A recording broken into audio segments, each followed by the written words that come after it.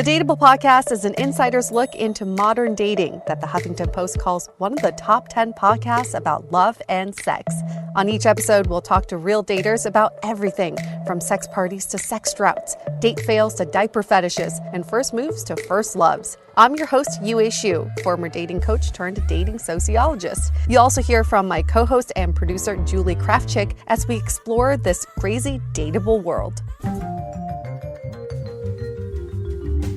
Hey everyone, welcome to another episode of Dateable, a show all about modern dating where we try to dig into the whys of people's behavior. Now, this was a pretty sad week, as if 2020 couldn't get any worse, but RBG is not with us anymore. I know. I feel like she was such a feminist icon. I think there is definitely a part of all women and men probably too that shed a little tear for this one. I also love the fact that she was still relevant in her 80s. Mm-hmm. And I think that we live in a world where there's so much ageism in our society, and she's proven that all wrong. She's maintained her relevance. If not, she's become even more relevant as she aged. I know. It's really unfortunate that we no longer have her with us, but her effects will be a lifetime. So there was one quote I found that, there's so many that she has around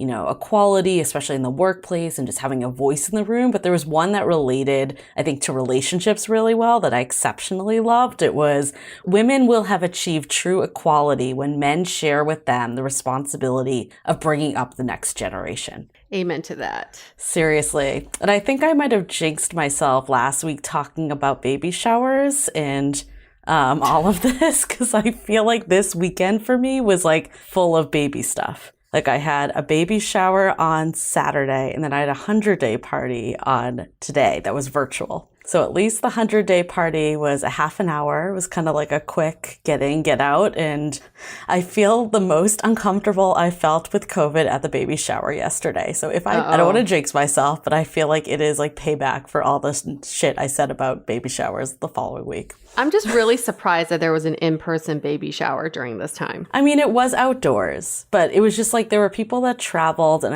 I don't think I knew enough information going in, which is a reminder to always ask more. I made some assumptions, and I probably shouldn't have done that. Hopefully I'm kidding that hopefully things will be okay. I don't want to jinx myself, but this one was a very traditional baby shower too, with a lot of those games and all that stuff. Mm-hmm. I failed miserably at most of the games, but I did kill it at the name the song that has the word baby in it. And then they did it again at the 100-day party today, and I killed it again because a lot of them were the same. So there you go, silver lining. Took the knowledge from the day before to apply at this 100-day party. Exactly. And then I have a friend on the drive over that was talking about how she wants to do a gender reveal party. And I definitely was oh, please don't, I'm they're so archaic. And she was oh, and I'm I need to I to hold my tongue a little because people don't all think this way. So after I re-listened to our episode last week, I felt a little bit bad because I think people have the right to do whatever they want and they can celebrate whatever they want, but it is my choice to not go. Yes. And so it's not so much about the actions of the people having these parties. It's just that my choice is to not to partake. The problem is, though, people get offended by that because that's what drove me to go to this one is because I felt an obligation to go. Right. But the end of the day, we always say this too, never show up to a date in a bad mood. So you shouldn't show up to your friends' events with negative feelings to begin with. It's probably more beneficial, right, to just stay home. No, you got to embrace it. You do you. Everyone should do what works for them. So I agree, maybe we went negative. But I did get a lot of people DMing so that they felt the same sentiment. I think a lot of people secretly feel the same sentiment. Sometimes even the people throwing the parties are why am I doing this? Why is this happening? But that's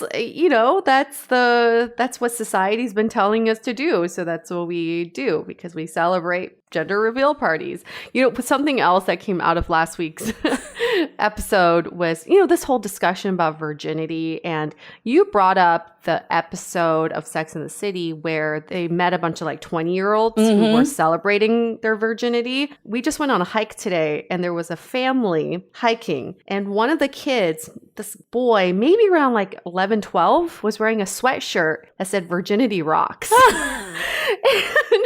And so many things went to my head. First of all, I was like, can I get a picture with you? I really should have asked for a picture with him because I'm like, this kid is out with his parents. Good for his him. Whole family. Yeah. Rocking the sweatshirt. But also my second question was, where do you get that? Like, do they sell that at Urban Outfitters? Is it on Amazon? I kind of want one. And I guess the last question I have is that a cool thing now? Like for kids to celebrate your virginity? I have a coworker that's she actually doesn't work with me anymore, but she used to, and she was in her very early 20s. We were doing a video call because it was over COVID, and she pulled up like a pen or something, and it said something about like virginity rocks or something. It didn't say virginity rocks. I forget the exact word, but it was basically like affirming virginity. And like someone was like, wait, what does your like pen say? I'm like, oh, poor girl. So maybe it is on brand. I don't know. Maybe it's a trendy thing. We'll have to talk to more Gen Zs. Or, there's always going to be people with different values. You may love a baby shower. You may love gender reveal. You may save yourself for marriage. Like, it's all up to you. But none of that has ever been a t-shirt saying. Like, even during the hookup culture, when hookup culture was at its peak, nobody was like rocking a shirt that said, I suck lots of dicks. It was just very shocking to me that someone would put this on a sweatshirt celebrating their sexual choices. When we launch our line of merch, we are going to have a DTF mask. So people will have their opportunity. Yeah, it could mean many different things. Maybe we should have some virginity sayings. Maybe that's the new line of merch that we haven't thought about. Yeah, virginity is the new black. I don't know, something like that. It's cool. Born again. You know what it is, though? I feel like you're probably hyper aware because we just did the episode. Like, I feel like that always tends to happen. It's like when you are looking for signs of something, you start to see it. For sure. But also, I would say lots of people notice the sweatshirt. I mean, a sweatshirt's aggressive. That's like more than like a pen, for sure. And it wasn't like a small embroidered two-liner. It was front and center, covering his entire chest. Wow. In bright yellow, Virginity Rocks. I don't know. Maybe like that's his high school mascot. Maybe like I'm the Virgin Mary. I misread it. Yeah. We're the San Mateo Virgins or something. I don't know. Oh my God, I totally forgot my dog was here. New school. We're the Virgins. Go Virgins. Hey, there's like the Trojans. How is it that different? Yeah, maybe it's the same thing. It was actually like USC colors, like the school, USC Trojans, their colors. They've changed. They were like, nope, we got to go to virginity now. The Trojans were the virgins were the Trojans. We are a born again school now. We're born again virgins. I will say, though, I got a lot of other people that did reach out about my date that I shared last week in your advice. And everyone was like, nope, don't do it. Don't do it. Don't do it. They were like, I agree with UA on that one. So I think there's something about this 80-20 rule with virtual. I like it. I'm going to keep it going. I like it too. But what's the latest with that? Has anything else happened? Nothing. I haven't heard from him. I think, though, I also kind of just stopped replying to stuff. So it kind of faded. I'm guilty of the slow fade, but I did get some other weird dating behavior this week that I'll throw out to you. Yes, please. So one of them was someone new on Bumble. I just because, the woman messages first. So I hit him up and I was like, oh, how's your day going or something? And he writes back immediately, you look tall. I'm only 5'7". And I'm like, okay. Like, no. I mean, I get like people have insecurities. Like I have insecurities about things too. I'm not judging it, but to put that out like immediately was crazy. And I was like, well, no. I'm only 5'5". And then he's like, okay, we can talk then. And I'm like, okay, you've lost me at this point. Yeah, I'm not saying that you don't have a right to your insecurities, but you don't need to lead with your insecurities. Like lead with something great about yourself or just answer the fucking question. How's your day? Like, I didn't ask you about your height. Okay, so this is where we have to take a moment and talk to all the men out there who are insecure about their height. And I get it. You've all written to us. We heard it for years that statistically it's shown that men who are over 5'10" get more matches on these dating apps, etc. Women always have like a height preference and a height minimum. Yes, these are true. But what people report and put as their preferences don't necessarily reflect reality. I have lots lots of male friends who are under 5'6", who have girlfriends who are taller than them or same height, and their height was never a hindrance for them when they were dating, but it is a hindrance when you put it at the forefront of your messages. When you lead with that, it already shows that you have this insecurity that you're trying to focus on. It's not a sexy thing. No. And I mean, okay, I'll play devil's advocate, and let's say this was really important to you that I wasn't taller than you. You can work it into the conversation later. Don't put that as like the first message back when someone asks you how your day was. It's just so bad. Don't you have that on your profile, your height? I do have it on. But everyone lies about their height. Like, guys always shave off. Like, I had a friend that went on a date and was like, oh, he was shorter than he said. I'm like, are you surprised by this? This is like, I automatically assume there's a chance that a guy is going to be at least 1 to 2 inches shorter than they say. Like, I'm already factoring that in. Yes. I will say this again. Men can bitch all they want about women wanting tall men, and women will never stop talking about wanting tall men. It's just a fact, okay? Women are always going to be like, oh, I like them a little tall. I like them a little tall. Let's look at reality. It does not always reflect what people say. No. We see people of the same height all the time getting together. That's what's really happening. So stop focusing on what's happening on the apps, because that's not a reflection of what could happen for you in reality. And also, maybe the deal breaker isn't your height, because that wasn't the turnoff for me. I would have totally been okay with it. It was the fact that you led with that immediately. And like, you weren't going to talk to me if I was taller. Like, basically. Absolutely. So that was weird dating behavior number one. Yeah, that's weird. You don't want to lead with that.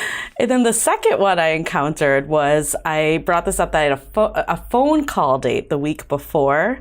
And then we were supposed to do like a foot fetish day. I don't know. I thought you were going to lead with like foot. I heard foot coming out. That would be, I'm like, that's weird. Now I feel like I'm going to underwhelm you of how basic this is going to be. But yeah, I had the guy that I did the phone call with last week. We had a video date planned and we talked about it on Monday. And I was like, oh, I could do Monday or Wednesday. And he's like, let's do tonight. Great. This was at like 11 in the morning. Okay. So I'm getting ready for the date. We were supposed to talk at 8:00 p.m. He messages me at 7:45 and was like, hey, you seem really great, but I actually just decided to move forward like more like seriously with someone else. Which, maybe he is, maybe he's not. That's good for you. Again, like, we only talked one time on the phone. I've never even seen what you look like, so I'm not that attached.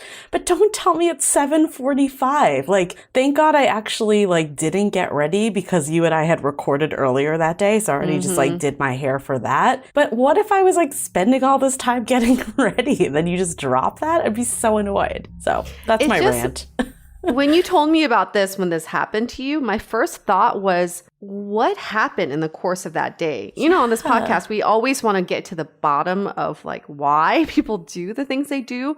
I wonder if he was trying to line people up, but he had one person that was a front runner waiting for her to text him back. And the minute she did text him back, he is like, oh, okay, yes, I'm going to go with her and nobody else. There's something, again, very insecure about that move too. I don't know. I mean, I get in COVID era, people are defining relationships and being exclusive a lot faster, especially let's say she's maybe they have a date lined up and she's like, I'm down to hook up or kiss you, but I need to know you're not dating anyone else. So maybe there was some conversation that pushed around, or maybe he just decided for whatever reason that we weren't the right fit and he made the whole thing up, because I've certainly said stuff like that before. So the truth is, you'll never know. And it's probably not worth even thinking about why, it just wasn't the right fit. And to be honest, I was skeptical for some location reasons before anyway. So ultimately, it probably just worked itself out the way it was supposed to. I'm just more annoyed at the timing. The timing, that is annoying to me. Yes. 15 minutes before. Come on. Yes. That's just not cool. That's kind of disrespectful. So I admit myself, I feel like virtual dates have made me a little flakier, because because they're just so easy to cancel because you're not like going anywhere. You know the other person isn't going anywhere. But I do think this is a reminder that people still have cleared their schedule to some degree.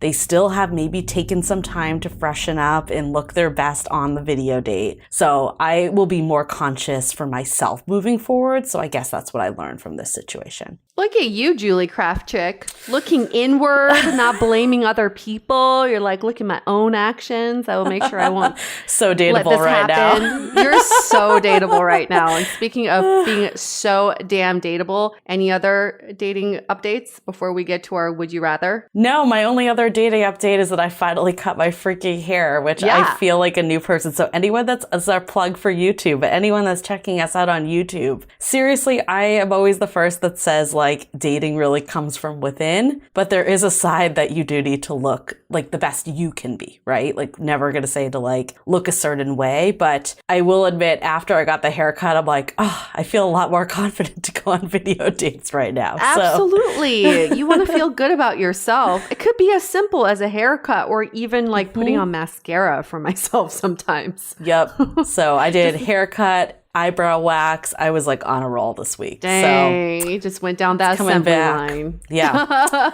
I know. I just messaged my eyelash girl. I'm like, are you open? Because I'm really missing my lashes right now. I feel like all these people are getting these types of messages like, I've missed you so much. But it's almost like a drug deal because she's like, I can only operate in a hotel room. You can only pay me Venmo or cash. Oh my God, we're going to see like Yue on the street and she's going to be just at her eyelash person. I have like a beeper on me, you know, like waiting. Which room number? I am desperate. But I do want to get to our Would You Rather from last week. It's a funny question. The question was, after dating someone pretty seriously for a few months who you like, would you rather find out that they've been fired 5 times from 5 different jobs, or they've been married 5 times to 5 different people?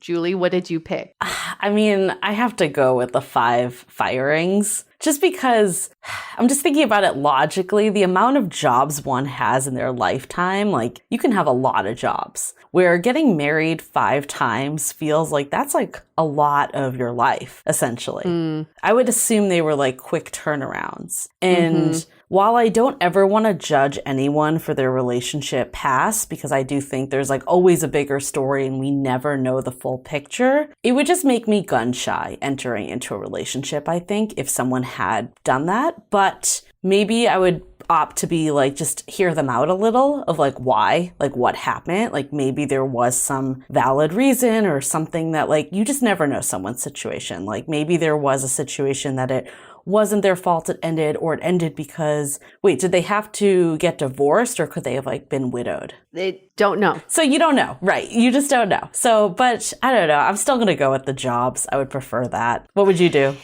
Yeah, I think I would have to agree with you simply because after a few months of dating someone, you would hope that they would have told you they've been married 5 times. True. Right? True. But people don't necessarily have to divulge their employment history. Right. Right? So if they've been hiding the marriage thing from you all this time, there is something a little shady there. It feels more relevant to relationships. However, at the same time, if you are building a life with someone and they're getting fired from jobs all the time, that's actually pretty important information to know too. I just think the reasons why they could get fired could vary a lot more dramatically. Right. It wouldn't come up in conversation as easily. So you're saying it's the misleading part that would bother you more than the actual. It's the misleading part, yes. But the other part, I mean, I always try to play devil's advocate. Yes, I don't want to hear that someone's been married 5 times, but you're right. They could have been widowed. They could have been fleeting marriages. They could have been abusive marriages. Yeah, you they just had to never get out. know. Yeah, it could have been really quick turnarounds. Also shows that they are not afraid of commitment. That's for sure. That's a positive. It's a positive, yes. You just don't know. I hate to be judgmental, but there's something that triggers more judgment on that for whatever reason. Yes. It's the 5 times. Like, oh man, if I met you, you're like, let's say you're in your 40s and you've been married 5 times already. When did you start? When you were 13? You know what it is too, is like the tradition is that you get married once and that's it. So even people that have been married twice, there's a failure complex. I'm not saying that they are a failure, but I know that there's a lot of like studies that people feel like a failure because marriage didn't work out. So I think knowing that you're supposed to do this once versus like jobs, like very rarely would anyone expect you to have the same job for your entire life in this day and age. Totally. But I would also say in this day and age, it's really hard to get fired from jobs. Companies don't want a lawsuit on their hands. It takes a lot. That's They true. rather That's lay you true. off or keep you in a different department. So to be fired 5 different times, there may be some characteristic problems about you that are also shady. I would be very worried that you can't keep a job or there's something just innately wrong about you. I didn't think about it that way because I think of like laying off in the same realm, but you're right. Being fired versus laid off is very different. Or quitting yourself, like even if it gets so bad, quitting yourself versus getting fired is very different. They don't want to give you unemployment either. They don't want to give you that Companies shit. will try everything not to fire you. Exactly. They'll make you quit yourself first. So. Yeah. So that's why it's a close tie, but I would still much rather hear that they were fired than married 5 times. But unless if I've been married like multiple times, I'd be like, cool. So what did the people say? What did the listeners say? The people said. The people smart, were enlightened people of ours. The results of this poll were exactly in line with us. 70% of people said they would have rather hear someone was fired 5 times, and only 30% said the married thing. It's that damn stigma. Yep. But it's the same kind of discussion that we were having. It's like, what do you have to do to be married 5 different times? Or what do you have to do to be fired 5 different times? Super fascinating discussion. But that's our would you rather. Yes. Well, speaking of marriages, we have a really wonderful couple that we have today. We have Kofo and Theo. Is a couple that we talked to, and we've been wanting to talk to an interracial couple for some time. And especially like in light of everything that's happened with George Floyd and Black Lives Matter, like in this couple, we have a Black woman and a white man. And we just want to, have that open, candid conversation about just, like all the things that come up regarding race when it comes into a relationship. And I think what was interesting about this couple specifically that we'll get into is that they didn't have necessarily like that friction you think about. Like you think about like, oh, the parents don't like them, or they're getting like all this like hate speech or whatever. And like there was definitely times where things were said to them, but it was never like as blatant as the stories that tend to make the headlines. But I think why we wanted to talk to them is a couple reasons. Is in a way it actually makes it like more real that even when that stuff isn't happening, there's still so much that goes into interracial relationships and thinking about just like what it really means to merge 2 cultures. And a big part of it too is that they are at the life stage that they're looking to bring a baby into this world. So it's no longer just a white man with a Black wife. It's I'm going to be having a Black baby now. And what is really unique about their story is that they had no problems getting together. And no. Like what you were saying, Julie, there was no friction getting together. There wasn't like, oh, we should really think about this. What does this mean for our families, or how would society view us? None of these conversations went into their mind. They just simply liked each other and they got together.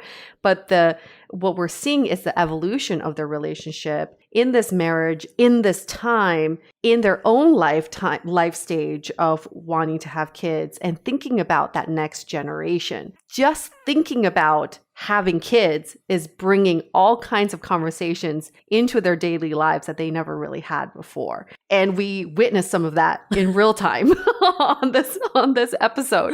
So it's almost like watching a reality TV show because just watch it all unfold. But they are a lovely couple and I can't wait to get to their story.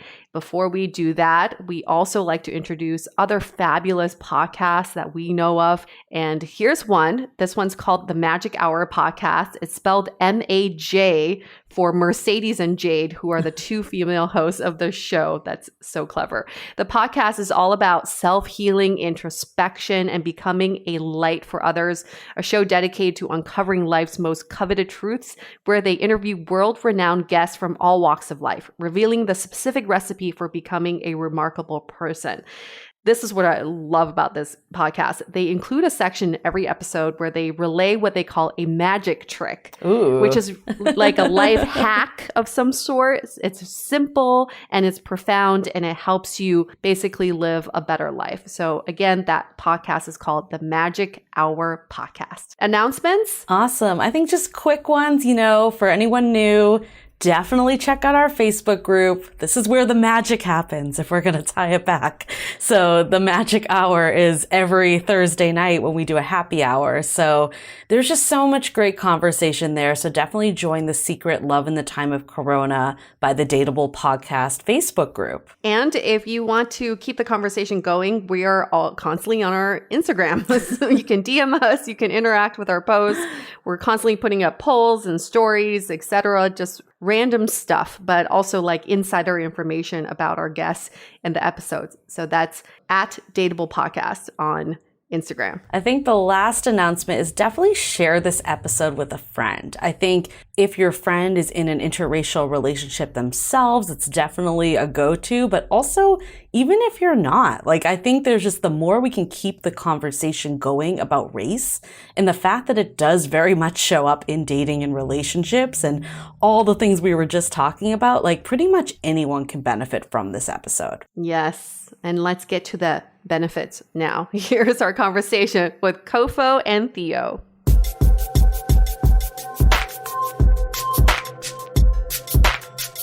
Kofo and Theo sounds like a band. You two should be in a band. The Kofo and Theo band. They are married, so I'm going to introduce them before we get into what their band is all about.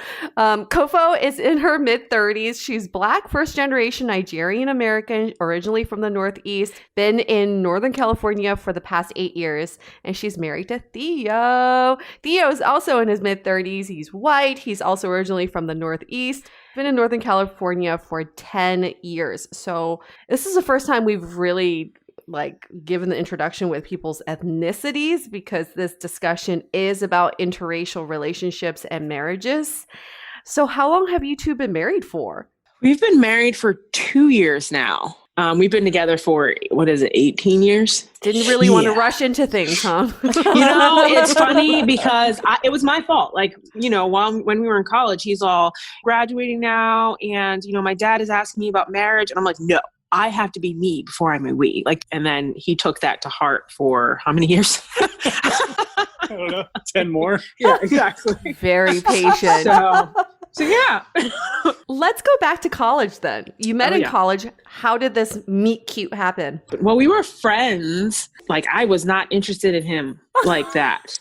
That wasn't a thing. He lived in my dorm room. Dorm building. I didn't live in dorm building, not my dorm room. He's like, I wasn't that much of a stalker. Come on. Exactly. Not yet. Wait, so what moved it then from friendship, no romantic interest, to clearly you're married now? What was it, Memorial Day weekend or Labor Day weekend or something? And I went home with him because I didn't have anything to do. Everyone else was going somewhere. And I was like, all right, I'll come with you. And we were just friends at that point. And we went mudding with his friends. And I was just like, wow, I like this guy. He's a pretty cool guy. I got to see his personality more, seeing him in his element. But then, freshman year, nothing happened. We continued to be friends. Then I think beginning of our sophomore year, he was trying to date this girl from back home. And I was trying to coach him on how he could get with her. And she was not, that girl wasn't having it. But in that process, I'm like, wow, man, I really do like him. So back then it was AOL Instant Messenger. And I was like, I'm going to tell him how I feel. And I'm going to send it in an instant message. And I did that. And he never responded. Claims if you want to claim differently today, you can. but he claimed that he never got it. I just don't remember. Yeah.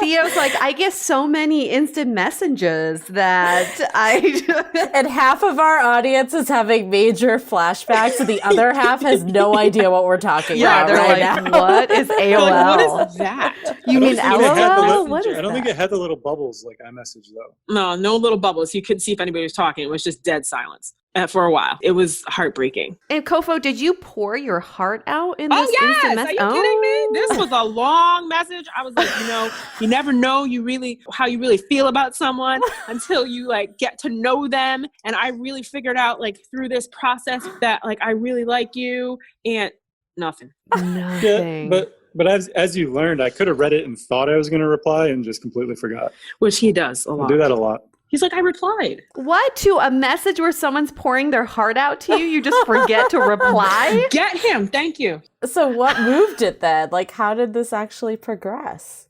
How did it progress? Okay, so here we go. I'm all sad, and I'm like, he doesn't like me. To all of our mutual friends, like somebody must have like talked to him at some point. We were at a party, and he came up to me. He was like, Kofo, can I talk to you?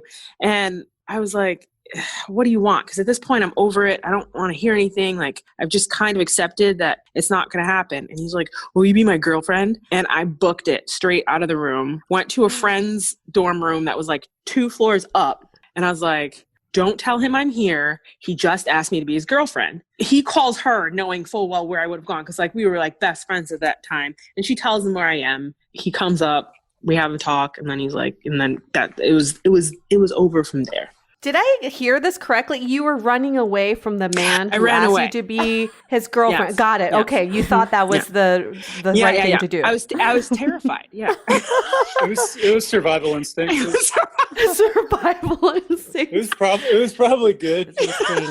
But Theo, you haven't said much about the pursuit of Kofo. How did you decide to ask her to be your girlfriend? It's gonna be good. Well, I mean, I guess it's sort of a similar story. It was through our friendship. She helped me talk me through all these things, and I realized, like, she's clearly way better of a woman than any of these other people I'm talking to. Other people? It was one girl. Don't get it twisted. Fair. I do remember, like, there was a specific trip I went home and hung out with that same girl who I thought I liked. And, like, basically it was just like, what am I doing? This is stupid. And then after that, that's sort of when I changed my mindset. So did race like play in at all? Were there any points that you were like, this is either going to work or not work?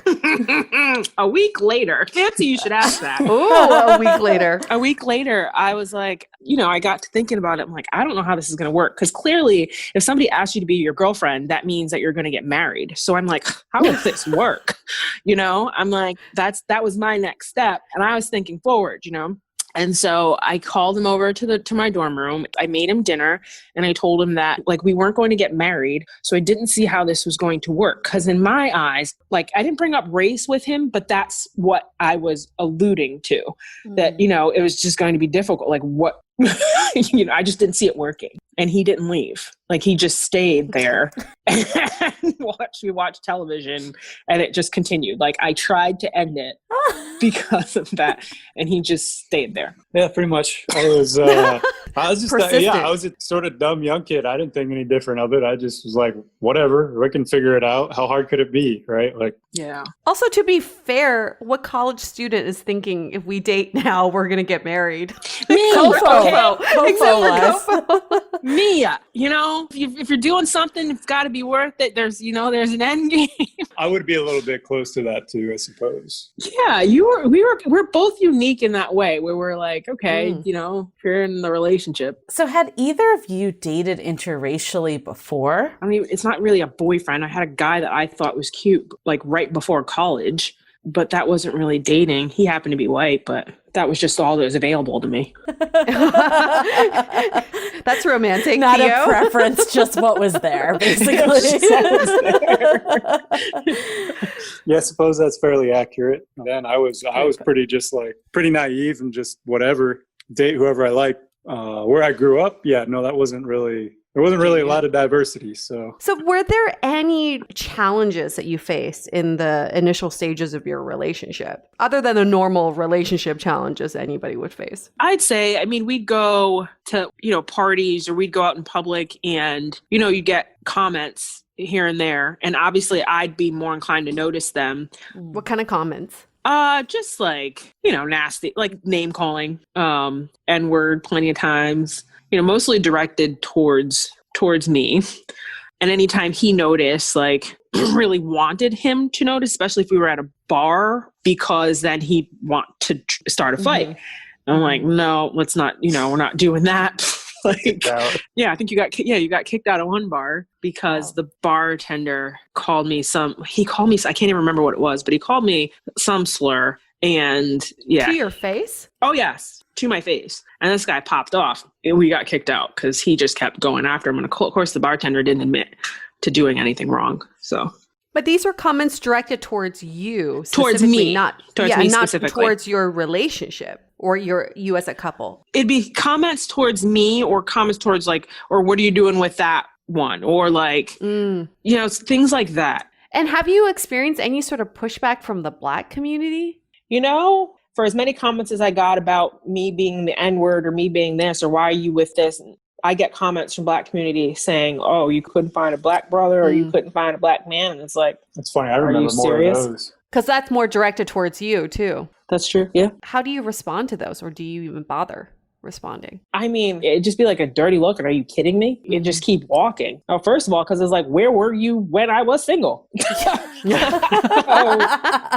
You didn't come for me then, so I don't want to hear anything about you. And it's found a decent human being, and that's who I'm with. It's really none of your business other than that. I shouldn't have to explain that, especially to randos on the street, What about your family, Kofo? The thought of a boy, a man in my life was, I think for them, like, you need to focus on school. So that was their first reaction. Like, I think my brother was the first to meet him. My brother loved him.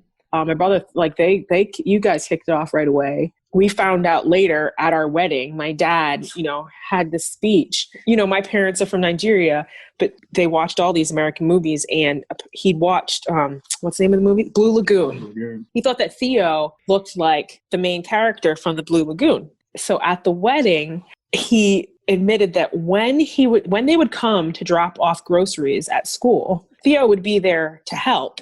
And my dad, I guess, would say to my mom, who's this Blue Lagoon guy helping my daughter with her groceries? Like, that was his thing. He's like, who is he? Like, what is he doing? And apparently he waited till the grades came out. He's like, okay, can't be bad. Her grades are still doing pretty good, So like, that was the extent of his care in the world. He just wanted to make sure that I was still doing good in school. So I mean, I was always around, but I don't know when it was they accepted that we were dating. They accepted we were dating when I graduated college. Right, there you go. Like, okay, yes, it's fine. You got your degree. Yeah, exactly. Yeah. So Kofo, I know you mentioned you were a little hesitant at the beginning because you couldn't see this turning into marriage because was it because you envisioned yourself being with a Black man, or what was it that was that reasoning? It's not that I envisioned myself necessarily with a Black man. I didn't really envision myself, I didn't see the man that I was going to marry. He did not have I did not have a clear picture of who this man would look like. For some reason, it felt like we were coming from two completely different worlds, because this is going to sound weird, but he's just from a very different place than I'm from. It just, I don't know. I don't know how to explain it, but it just felt like we were coming from two different planets is all. But before we get to that, we want to take a moment to thank our wonderful sponsor, BetterHelp. In these unprecedented times, some of us may be experiencing unprecedented feelings. For me, it's anxiety. And working on our mental health with BetterHelp has ensured that we're not alone in this. They offer online counseling with professional, credible, and compassionate therapists in a safe and private environment. Their counselors specialize in depression, relationships, anxiety, trauma, many other areas. And with 3,000 U.S. licensed professionals across all 50 states, They make it easier than ever to find help. In fact, so many people have been using BetterHelp. They're recruiting additional counselors in all 50 states. And now for Dateable listeners only, you get 10% off your first month with the code Dateable. Get started today by going to betterhelp.com/dateable and join over 1 million people taking charge of their mental health, Julie and I included. Again, that's betterhelp.com/dateable and use the code DATEABLE for 10% off your first month. Now back to this episode. And then for you, Theo, since you're also on the more serious side of the spectrum when it comes to dating and then apparently, now that we think about it, converting that to marriage, did you also think about the future with Kofo, and were there any challenges that you saw, like if you were to get married? I mean, I was ignorant about it. I didn't care. I was just like, whatever. And I just kind of forced it, dragged her everywhere, completely mindlessly. Wasn't super aware or anything. I think the very first time I met Kofo was in my dorm room, and she noticed I had a cousin who was black. Well, my cousin was obviously white, but she married a black guy. And she pointed it out, and I said, yeah, that means we can get married. And so that was like day one, for whatever dumb reason I said that. Yeah, what does that mean exactly? Does it mean that someone paved the way in your family? Yeah, I guess, right? It's like just kind of like some random statement to make that's just like, yeah, see, it's okay. I don't know. Obviously didn't put a lot of thought into it. Not that I always do put a lot of. Well, I don't know that you were saying it for that. It was like something you connect with, and like dorky Theo at that time wouldn't have put that together. So what got you over it then? Like, what made you come around? Like, I know Theo didn't leave your house, but like outside of that, outside the restraining order. His persistence, he stuck by, and he was, again, we were like best friends, before we started dating. So he was still that constant, always there. If I needed anyone, if I needed a shoulder, like he was just there. He was so supportive. Like I was into all these, extracurricular things at school. He was always there, to support me. So it was, I think it was his persistence on anything. It was your persistence. And it was like, okay, well, he's my friend and I'm comfortable with him and he's a good human being. So I'll stick with it, until the wheels fall off, I guess. Mm-hmm. For some reason, I stopped thinking about marriage at that point. I think it was just, okay, this is just what's happening in the moment. And I kind of just let it happen. Forever.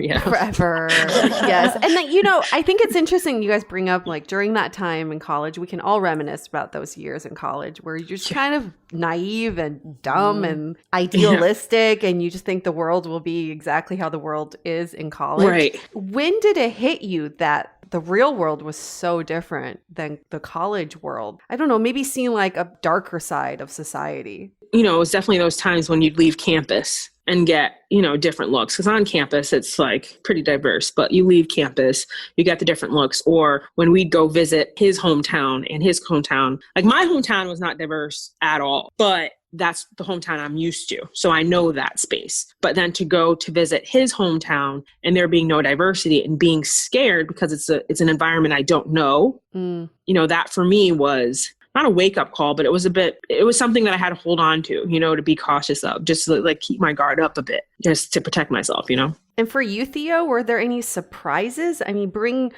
home a black girlfriend to your hometown. Was there anything happen that surprised you? Everyone was quite polite, I guess. There was never any controversy. There was never any outward.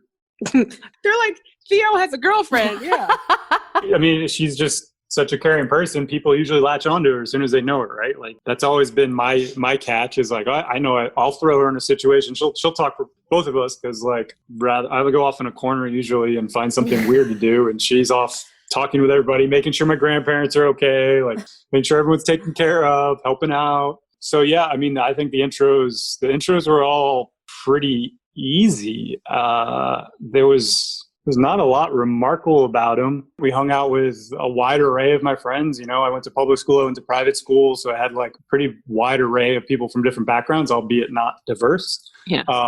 But ones you might anticipate having more problem than others. And when I think back of it back then, I was like, well, I can handle anything that happens. It'll be stress on me, like not her, which is probably completely opposite of what it actually was. But me back then was like, oh, I don't care. I'm going to force in people's faces and I'm going to be the one to stand up for this. But I don't think I would have been nearly as sensitive back then to picking up on, you know, the looks or the side looks or different behaviors. I mean, I know I wasn't back then compared to now, for sure. I was going to say, I feel like, I mean, as like a white woman also, I feel like there is this naivety that has come out with all of, you know, Black Lives Matter and everything, that it's like, you think that you're like an ally, but you're not like anti-racist, and you're not really hearing where like our Black friends and significant others or whoever are really coming from and seeing and hearing their real struggles. Like, was there any turning points or anything that like, Kofo, you were like, why aren't you seeing what I'm seeing? Oh,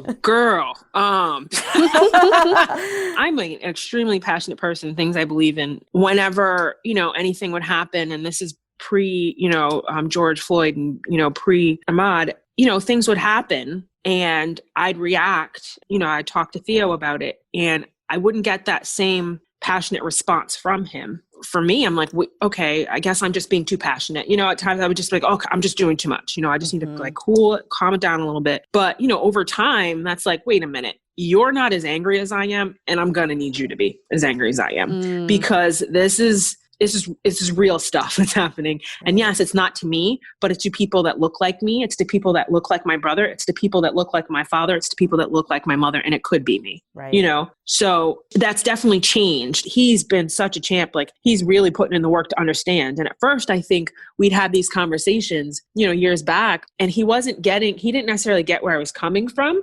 entirely. I mean, it took a few years before I realized there's a difference between black skin and long hair. I had long curly hair growing up, and everyone thought I was a stoner, and I used to get pulled over by cops all the time. So I thought I knew what it was like to be like profiled. Oh, interesting. But it's a very different mindset when you do it to yourself, right? It's like you chose to have. I chose long hair. I chose my look, and I said, "Screw them for being it. I'm going to keep doing it." There's nothing I can change. It's how I look, regardless of what I do when I go out every day. I've quoted that a ton because I think it's pretty enlightening to a lot of people in my communities where they're like, well, I'm open and like I've been judged or this or that. Like, no. Right. Not the same. Again, he's been doing a great job of stepping up and learning and trying to, you know, reach out to his networks and communities to help them along too. You know, there are moments where there are things like, you know, tone policing. Like, again, I'm a passionate Black woman. Like, it's going to sound, you know, like I'm going off, but no, there is something to what I'm saying. So please don't police my tone. Like, I'm not yelling. Like, I'm just passionate. Like, and this is how it's going to come off, you know, like, so those conversations we've had to have where I'm like, no, I'm not going to back down on how I feel. I'm not going to, you know, whisper how I feel to you. Like I'm going to communicate it the way I communicate it. I need you to accept it for what it is and try to understand it. Like, it's not about the tone. Like, the content is still there.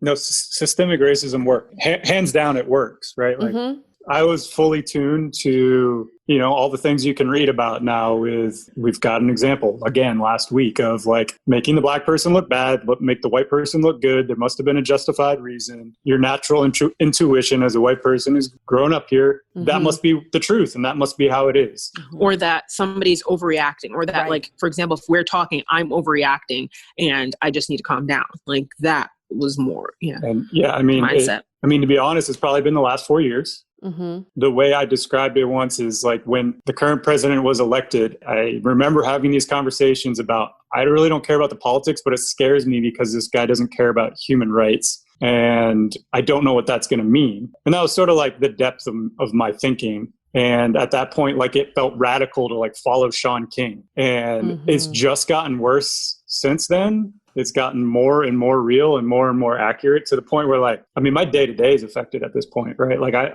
You're more it's the white, I mean, and it's white guilt, right? Like, I don't know if that's the right term, but it's just like, I feel it all the time now. Especially as a white male. It's a real problem. Like, I'm surrounded by people wherever I go who don't get it. And it brings out rage in me. So it's like, I have that rage now. And I get it now. If you want to fight that this isn't about human rights, then we're going to fight, right? Because you're basically saying my family doesn't deserve safety. There's not much more that gets like takes it home than that. Like, I'm sorry, you want to choose politics over my family's safety. That's like, forget it. You're done. It's like black and white now.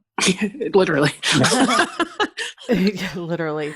You know, the thing is, since I've dated outside my race many a times, also dated just within my race many a times too. And what's really been clear to me is that the American dream is systemic racism. And being an immigrant in this country, being told constantly that if you work hard, you can achieve anything, that is racism. Because I remember coming to this country, I was 8 years old. And remember my classmates, we had, it was very diverse. I grew up in East Lansing, Michigan. Very diverse, all different colors, all from all walks of life. We all started at the same place, third grade at this elementary school called Red Cedar. And our parents were all in the same programs at Michigan State. And you look at where we are now, and absolutely we're not at the same level. But we started at the same level. And this is something I've had to not so much explain. And I don't know if you feel this way, Kofo. It's like, I don't want to explain, but I want you to feel what I felt. Right. It's like this. Yes. I see the injustice. And whenever I remember dating a guy who said,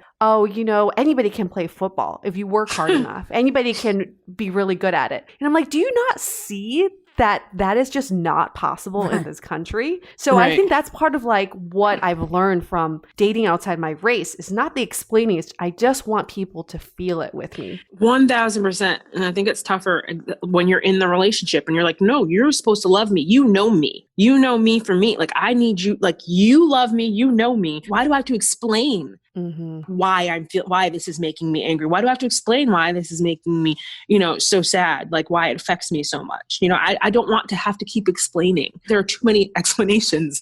I mean, at this point, like, I'm explained out, I'm tired. So I feel like George Floyd and all the turn of events have definitely been like that, like curtain that's been lifted for America, or some of America. I don't want to say all of America, but I guess like the one thing that I'd be curious is about like in a relationship where this doesn't, like, I think you kind of alluded to it, Theo, that this is personal now. Like, this is involving me because we're a unit and we're a family. Like, how have you kind of taken what's happening and like, how do you guys discuss it? Like, how do you move forward, especially like as you're planning your future? We just go for it. It's open conversations. And again, I'm a passionate human being. So if he says something, I'm like, you did not mean to say that way. And here's why. Here's what you're really saying. Like, you don't understand where you're wrong. Here's where you're wrong. You need to understand that. And I need you to understand that. And the tone of my conversations with him changed because as I thought about, our future children, I'm going to need you to understand for them. Because I need you to see danger coming before it's there. When you're watching our children, I'm not going to always be there. You're going to be there. And I need you to see it. In our relationship, there were some cases where you didn't see it. You didn't see the stares. You didn't see the nasty things that people would do. But you're going to have to see it when it's innocent children that can't defend themselves. So like my tone is kind of like changed toward and been directed more towards that, preparing him for Black children. That's been the general shift for us. Things you say or things you dismiss. You can't easily dismiss some things. No, it's not that simple. We had open conversation with his parents just to say, you are going to have little Black grandchildren. We're going to need you to put some work into understanding the inequalities and the injustice that's happening. Like his parents are absolutely awesome and amazing. And that's not taking away from that, but it's just to say, you need to open your eyes a little more to what's going on just because it's going to affect you specifically. It's a little different when it becomes your family. Like exactly. That's just the reality, 100%, right? 100%. Yeah. And I think the thing too is like, even if it becomes your family, like, some families have that one person who's different, who might be Black or whatever race or, and they think of that person differently, like separate from race or from whatever it is. That's our daughter-in-law, but they don't think of me as their Black daughter-in-law who's part of the Black of all Black people, right? Like you separate it, and that's where it becomes dangerous because you're not thinking, oh, this could actually be affecting her as well. So I think it was more opening their eyes to that. Like, no, these issues really affect me. Like, I smile and I'm pleasant with you and I don't pour my heart out about all the injustices that have happened to me, but they've happened. Trust or and call believe. them out. Yeah. right? Like, Or call them out on things. Yeah. I mean, it's classically trained into at least my family and many other white families I know to just avoid conflict. Like you don't look to resolve a conversation, you look to end it and move on. Especially if you're uncomfortable. And my family does that like very frequently, and I do it. I use humor. I do all that too. And so it's like pushing everybody, including like my parents and siblings, to have the conversations, like actually keep talking about it and keep understanding it. Don't like, ooh, oh, that's kind of hurts. Like, okay, yeah, and move on. I mean, because it wasn't right away when we told my parents that they got it, right? No, they didn't get it right away. Yeah. His mom has like overdosed on all the books you can possibly have. She signed up for an anti-racist course online. She posted it for all of her friends to join her, you know, as she's doing this course. I guess they're doing a book club with her siblings, you know, where they then talk about, you know, how book clubs function. They talk about the books they read. Oh, that's how it works. Yeah. Just in case anyone wanted to know. I don't know if she's driving it, but their church is examining. Oh yeah, their church. Yeah. So their church is examining the religious impact on race, and they're also looking at other religions. So they're being more open to all religions, and that was actually really cool when your dad mentioned that. Like, that's very progressive. Yeah. And like, do you think they'd be taking this next level if it wasn't for the grandchildren, or like, do you think they still would have done this anyways, or potential grandchildren? No. They probably wouldn't have done it unless we said something. They wouldn't have done it unless he said something. They might have gone to the protest, and they wouldn't know. Right? They wouldn't know to take that next step, and love them to death, but they wouldn't. And as their experience is different, so how would that? Especially from an older generation. Like, you're asking an older generation to retrain everything they know, and they're pretty progressive, but. So you said that like the last 4 years has been really when these conversations have come to light with Trump and presidency and all that. But were you guys having these types of conversations before that too? Like, how did that progress over the years? The conversations before that were me voicing my opinions about something, and then him not fully understanding, and it just kind of and me not wanting him to feel uncomfortable. So the conversations would kind of get swept under the rug, It's like, ooh, he's uncomfortable. Like, I'll either figure out a different way to say it, or I'll just, keep it moving. I would wager it was like a little bit more of a disbelief that it could be that bad. And then this is just all put it in front of your face. It's just there, right? Like, there's just too many damn facts. Right. Like, it's there. It's over and over and over again. And like, you keep peeling back the layers, and it's like, how does anyone actually contest any of this? Yeah. So when Theo didn't understand, like, was there ever a point that you were like, I wish I was with someone that understood, like, this is a challenge with interracial relationships? Or did that thought never come to your mind? That thought never really came to my mind. It didn't come to my mind because I think for me, I felt the way I was trying to, explain to him. I still felt that way. I think I talked myself out of it in a way, or I found... other people, like, I talked to my brother about it. I'm going to talk to somebody who understands. Like, he doesn't get it. Like, he's not going to get it. That's okay. Like, Theo's not going to understand. So I'll just, I'll talk to my brother. I'll talk to my best friend, like, whatever, and I kind of moved on. But it wasn't like there was never a moment where I'm like, oh man, I really wish I was with a Black person. That'd make it better. Now, the one thought I remember having was, would it be easier for him to be with a white woman? Wow. Is this your first time saying that out loud, or have you guys discussed this before?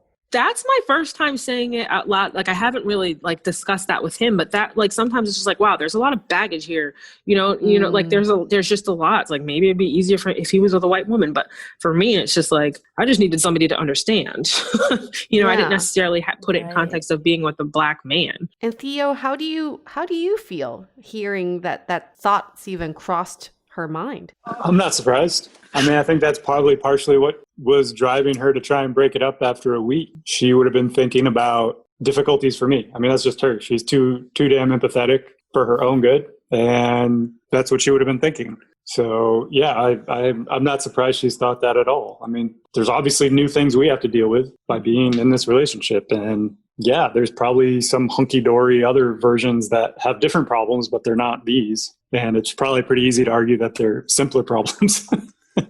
But has that thought crossed your mind? Is it a relationship would be so much easier if I was with someone who came from a similar background, similar experiences? Not when it comes to race. When it comes to what? Oh, okay. Thank you for that question. No, I mean it is comical because it's dumb stuff. I never go, oh my god, like a white woman would be so easy. I've never thought that. The stupid things I have thought are like, man, if I had like taught her snowboarding earlier, then like we could go to the more extreme mountains. Like that's what it was, like dumb shit, right? Like, Oh my God. So there's this TV show. I don't know if you've seen it. It's called Love in the Time of Corona. Have you seen this on Hulu? Oh, we haven't started it yet. Yeah. But there's a storyline. They must have shot it like ASAP because they were like hitting everything that's happened in 2020. And there's a storyline between a Black couple, and the wife wants to have another child, and the man is very hesitant. And it comes out the reason why he's hesitant is that he doesn't want to bring another Black boy into this world, or even a Black girl, just given all the police brutality and everything that's happening. Have you guys thought about that? Have you had conversations in that realm? Oh yeah, there have been many tears I've shed saying that I don't know, I don't want to do. Like I've been looking for countries or islands to buy and move to. Like I don't. Yeah, I mean, for the longest time, I thought I would be doing some justice to the world by having mixed children. But yeah, now I'm scared. I'd say now I'm scared. I mean, I want children. I'm not going to not have children. Am I a lot more open to leaving the U.S.? Yeah. I'm also a little bit of a realist in that the grass is just a different color of green everywhere. Like, I don't know that it's going to be perfect, but I am to the point now where I'm accepting the U.S. is pretty low on a lot of ratings that are important. And I'm not like wave my flag or anything, but it's like, it's where I'm from. So it's a little weird for me to be where like, we're both from. I mean, let's say you stay in the U.S., you said you don't want to put your life plans on hold to have a baby. Like, what would you do to kind of prepare for the potential racism that this child could see in their lives? I mean, I started off by examining every aspect of my childhood that I wish, could have been better in terms of like representation. And I'm going to double up, basically. All the books will be about Black children. They will see themselves in everything in our home. Obviously, it'd be great to reflect that then in the communities that we build. So that's another thing, like trying to build that community where there's that diversity. That's not always possible. Like where we live right now is not the most diverse place. So, that's going to be a task to figure that out. We're definitely putting in that work to do it. Every Black person will tell you they have that conversation with their children, about how you're supposed to act, what you're supposed to, like how you're supposed to conduct yourself. Now, obviously, those conversations are already locked in my brain to have with them, but it's just going to enforce how, and not that my parents didn't do this, but just to reinforce how amazing they are and how, their color is just an enhancement of their beauty. It's not a detriment, like there are going to be people that try to get you down. There are going to be people that make fun of your hair texture, that make fun of the fact that you have two different types of parents. They're going to be those people. That's okay. Come home and tell me. Come home and tell your dad. Be able to talk about that with us. Because I think that was one thing growing up that my brother and I didn't do. We had all that stuff happen to us in school and out there in the public. And we never really came home to tell our parents about it. We just internalized it. And I know how that has translated to me, being an adult. It's not great. I'm just dealing with this stuff now. And so I want my kids to have that space to be able to just come to us right away when these things happen. So we'll deal with it in the moment, Yeah, I mean, classic white person for a while. We talked about education a lot, like as if that's the silver bullet to racism. I mean, obviously, it's a huge, huge part of it. I think it's a little more than that. I used to think that was always a thing. People just need education. And so, you focus on getting your kids good education, then it'll be fine. But I mean, the education has to be good. But what? No, okay. So now you're witnessing something. Because for me, it's always been a little Black kid has no choice but to be educated. My child, like that's been like, they're going to have the best education. They're going to go to the best schools. And that's because they're not of the privilege to not do that. Yeah. My point is that like focusing on education to me was like something that I thought was enough. It's not enough. It's by far not enough. What else are you focusing on then? What's the combination? What's the Immersing them in cultures, like teaching them properly, making sure, I don't know, maybe you can put all this in education, but Are you saying education as it is, like going to just learning in schools as they are? yeah. Oh, okay. Okay. So like, yeah, we've talked about that. Right. Okay. I would say it's made me think about money more. I think having kids, there's a little bit of like, okay, I want to build wealth a little bit more as a higher priority so that I always have a safety net for my kids. I don't want to make it easy per se, but like I want to have a safety net. I don't want to ever have my kids have to worry about it because I know the world's not going to be fair to them. But also to your point though, Kofo, is that for an underprivileged race to get ahead in this country, education is the baseline. There is no choice there. You have to get an education. And 100%. for anybody, I mean, I've had conversations with friends who are like, college is optional. College isn't for everyone. I'm like, that blows my mind. For a lot of minorities and for a lot of immigrants, that is the only option to even just enter into this workforce and this society. This is a lot to think about. I mean, it's not just about interracial marriage at this point. It's just about marriage and how it's going to work. Yeah. Yeah, and then the interracial part is an added layer of complexity to all of that. And this is something that I've been like trying to feel it out for a long time is, you know, sometimes for a while, like interracial dating was trendy. It was cool. Yeah. Like it was like, oh, cool. Everybody should have mixed babies because they're so good looking and diversify your genes. Oh, good goodness. Yes. But I do think what this year has shed light on is that interracial dating is absolutely more complex than non-interracial dating. I don't think we need to hide that fact anymore. No.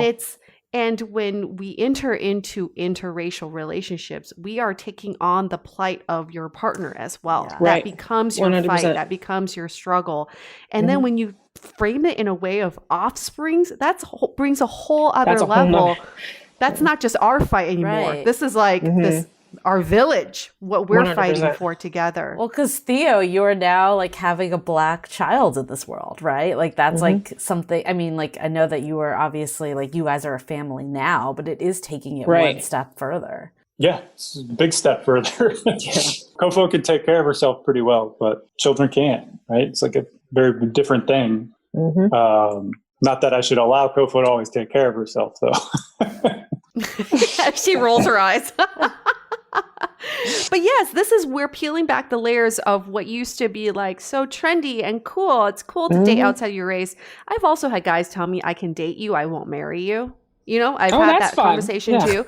Yeah, you're like, oh, it's fun to date someone outside of your race, but you don't see like a permanent future with me. You know, like I think this is where we are in our society today is that people need, before they enter into these relationships, there's a lot to think about. And you brought up a good point about having, you know, how it used to be trendy to have mixed children because they're beautiful, whatever. If I had $1 for every time someone told me that our child is so beautiful, I'm like, well, damn, that's a lot of pressure. I hope this child does come out beautiful because it's too much. You know what I mean? It's too much. Like, for what? I'm like, that is never my first response to any couple, but like to a white couple, I'm never like, oh my goodness, your baby's gonna be so beautiful. Oh my gosh. Usually wait till it's out. I mean, come on. Like, that's just not before the baby's been born. I'm like, I've never, that's never been my first reaction. Babies. Or you guys would make beautiful babies. I can't wait for your beautiful babies. We've heard that a lot. Yeah. Like, I mean, you both, there's so many layers that we're like actively peeling back even right now. But like, I mean, we've also heard extreme stories. I mean, part of why we wanted to bring you on though, is because like a lot of people wonder like, oh, is there challenges with family members? And like relatively, you had a very accepting world in that regard. So there's some stories we've heard. There was one that was posted to our Facebook group recently about an Asian man and Black woman. And they were basically like outed by their friends and family, and it was like really bad. Like, what advice would you guys give to anyone that's going through something that might even be more of a struggle in terms of not have full acceptance? I mean, honestly, right now, I wouldn't have said it at some point not that long ago, but cut them off. Cut who off? Be specific. I mean, well, it sounds like people aren't open to it, right? Cut the families off. Yeah, cut the ones should cut the ones off.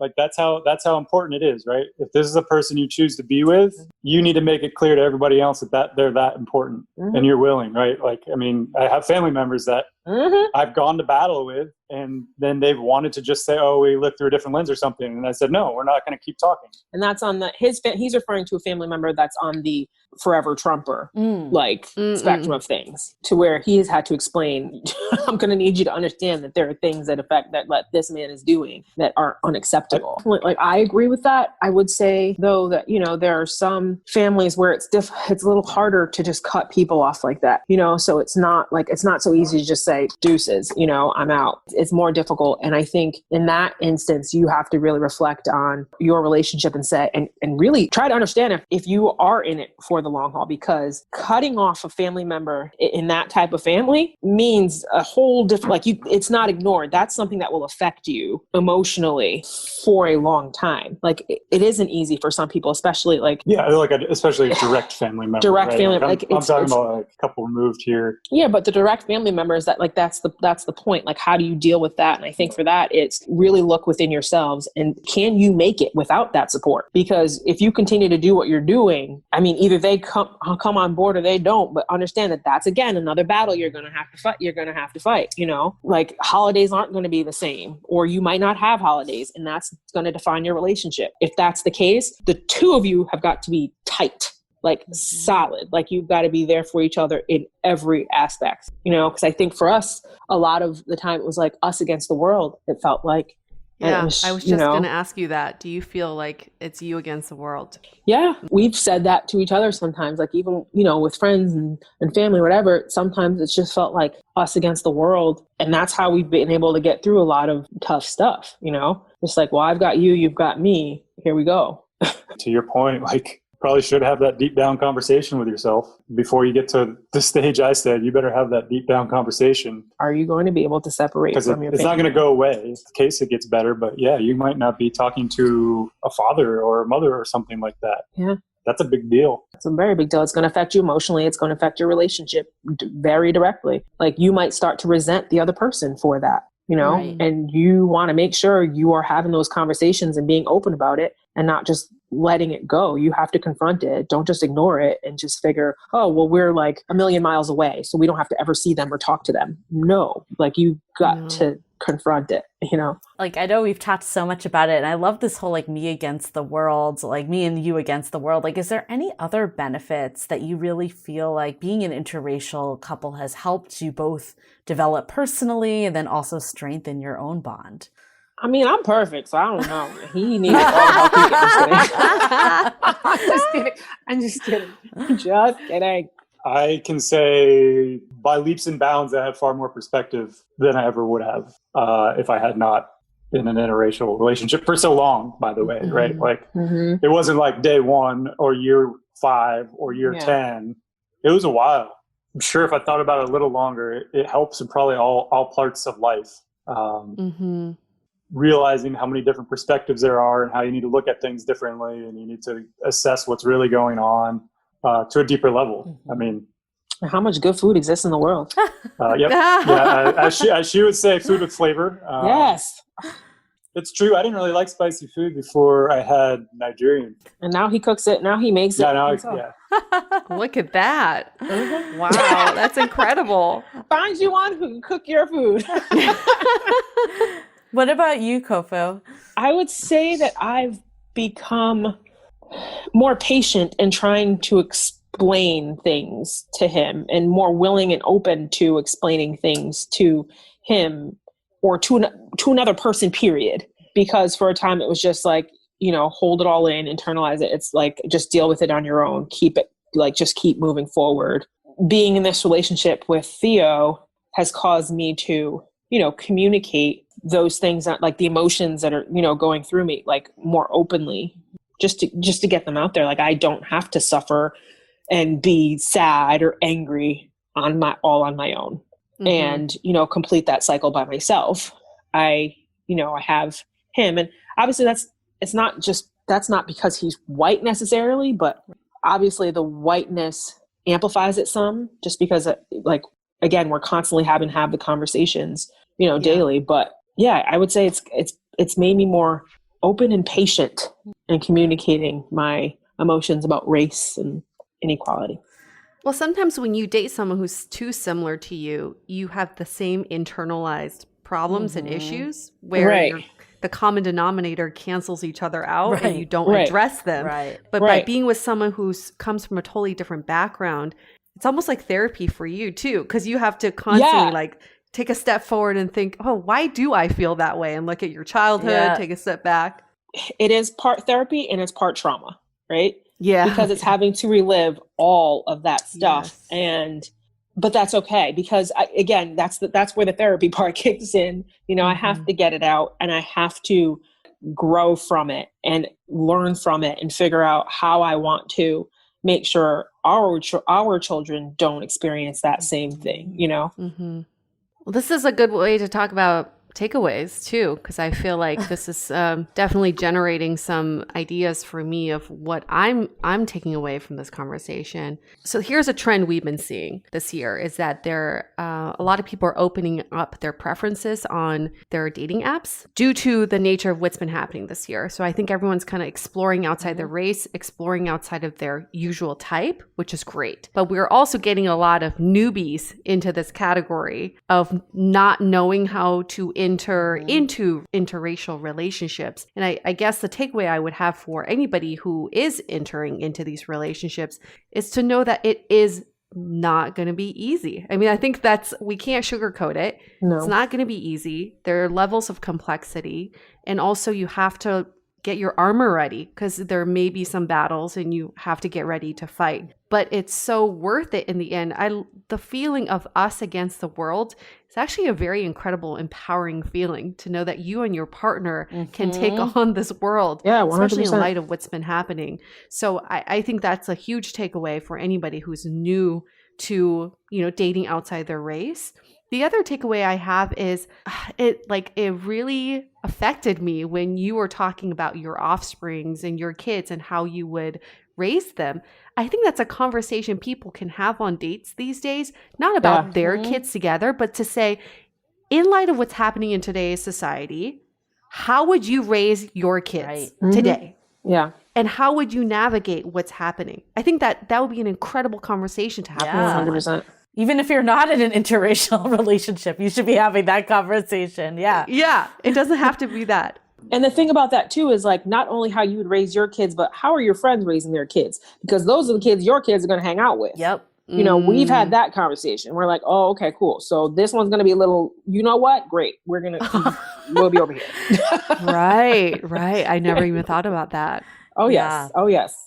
I think the biggest takeaway I have is for so long we were supposed to say like, oh, we're all the same. We're not different, And I think what's really come to light with all of Black Lives Matter, but also this conversation is like, no, we have to really accept that we are different. We have to see color. And if we're not seeing that, then it doesn't allow us to really have these deep conversations that lets the other person be seen and heard. Like your conversation actually reminded me a lot of a conversation that I had with one of my best friends and one of UA's friends. And she put up a video on Instagram around the times of George Floyd, just being like, I don't blame my white friends and my Asian friends and all my non-Black friends. I haven't let you see me for who I really am. And I've been holding that back. So I'm not blaming you.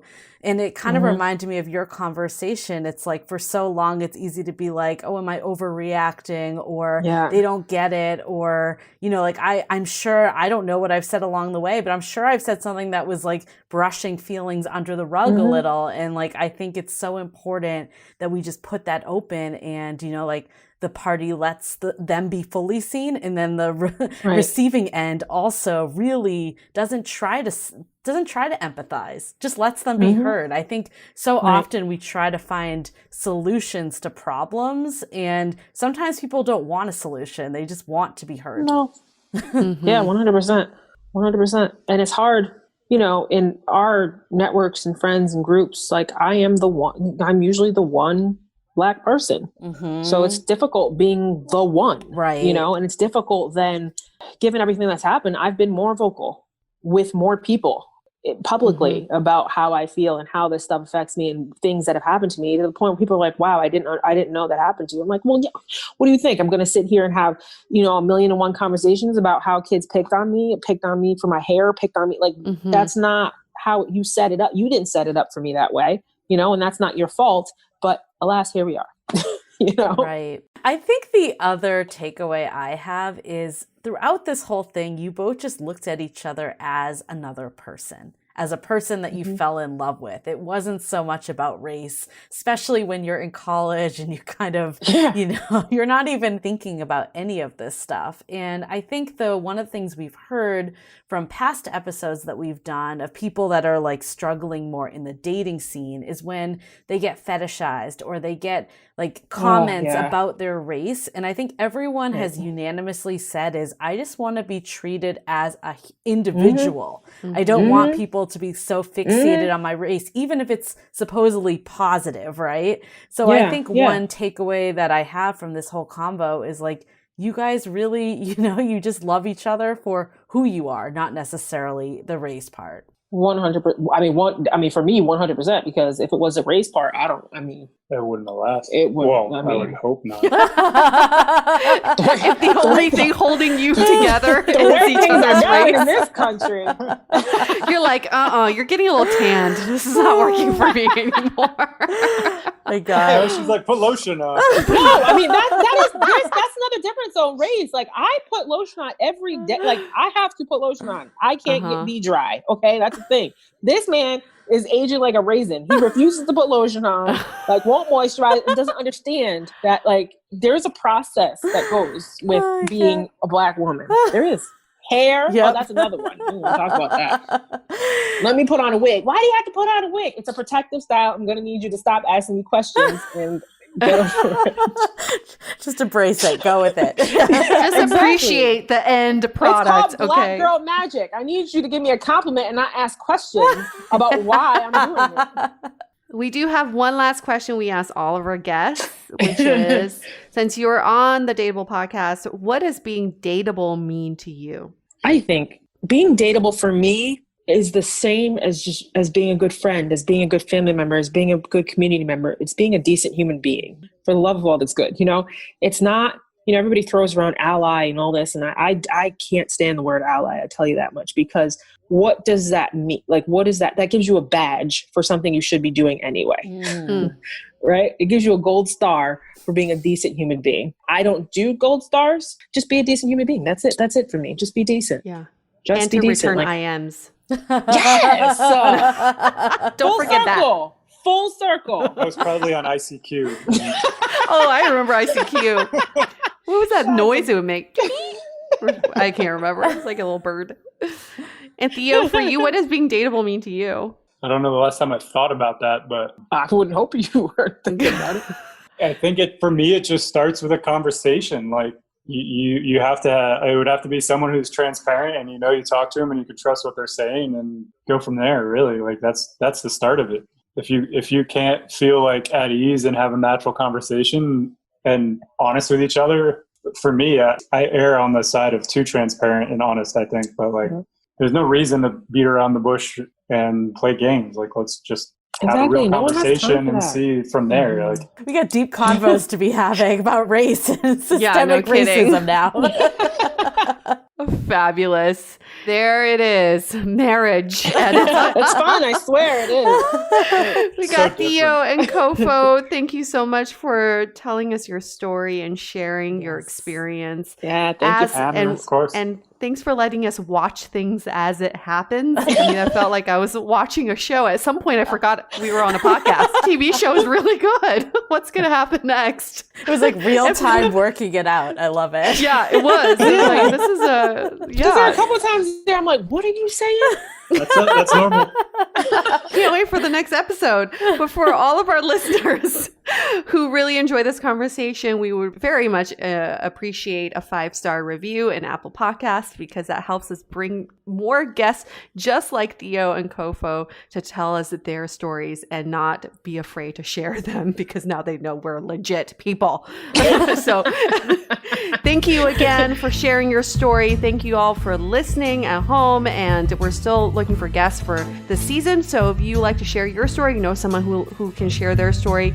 Maybe you have experienced a very tumultuous interracial relationship. We love to hear that too. So come share your experience on the Dateable podcast. We're going to wrap this up. Stay Dateable!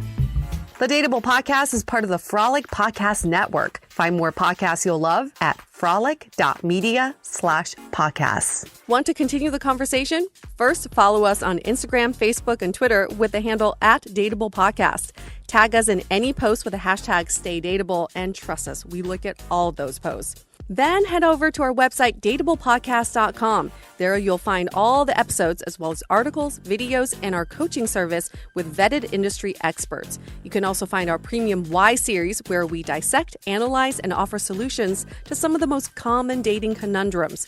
We're also downloadable for free on Spotify, Apple Podcasts, Google Play, Overcast, Stitcher Radio, and other podcast platforms. Your feedback is valuable to us, so don't forget to leave us a review. And most importantly, remember to stay dateable.